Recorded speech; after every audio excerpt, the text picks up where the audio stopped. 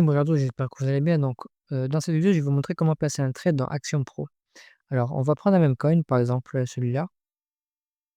Alors, je vois qu'il est pas bon, je vais en prendre un autre, celui-ci par exemple.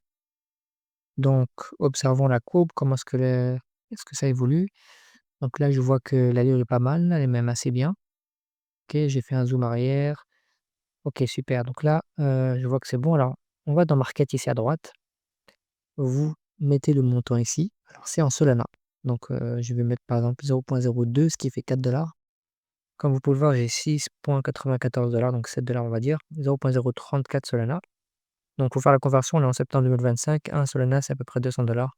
Donc 0,01 ça fait 2 $, donc fois 3, 0,03 ça fait 6 $ et 0,004 c'est le reste. Donc là c'est les frais pour le trade, vous avez ici 0,001 ça fait 1 millième donc 20 centimes et 0,01 ça fait 1% donc 2 $. Ok. Donc, il y a des frais de trading, comme vous le savez. Et voilà, il faut donc en tenir compte à l'aller comme au retour, hein. Voilà, en tous les frais de taux, c'est 2,2 à 2,5 $. Bref, là, ici, on a mis le montant, donc 0,02.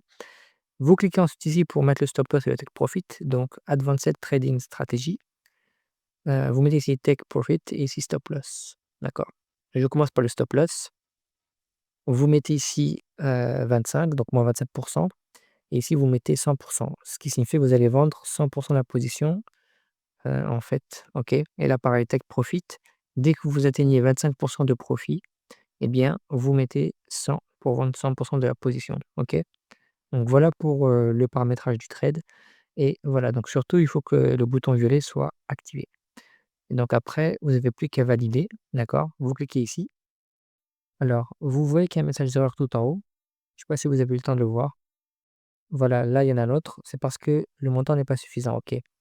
Donc 4 $ en fait, c'est trop, je vais mettre juste 2 $, donc 0,01. Là, c'est parce que j'ai que 7 $, hein, mais si vous avez 50 ou 100 $, ce ne sera pas le cas, OK? Parce que les frais sont de 2,5 je pense.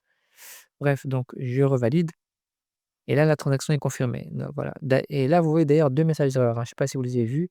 Apparemment, les stop loss ne se positionnent pas sur, ce même coin, en fait et ici, je vous montre aussi que je suis à -52%. Alors parce que j'ai mis que 4,28 $, pardon. C'est lié à mon petit capital, hein, comme je vous l'ai dit, 3,75 $. C'est lié au fait que 2,2 c'est à peu près 50 de 4,2, d'accord?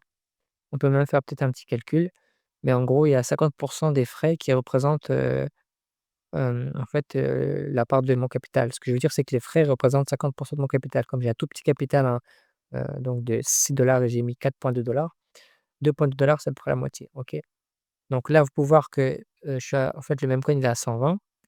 Je suis en léger profit en théorie parce que je suis rentré à 117. Là, on est à 129, 126, moins 50 quand même, pourtant, parce que, comme je vous l'ai dit, il y a plein de frais. D'accord? Donc, voilà pour cette vidéo. Je pense que je vous ai dit l'essentiel. Merci à vous.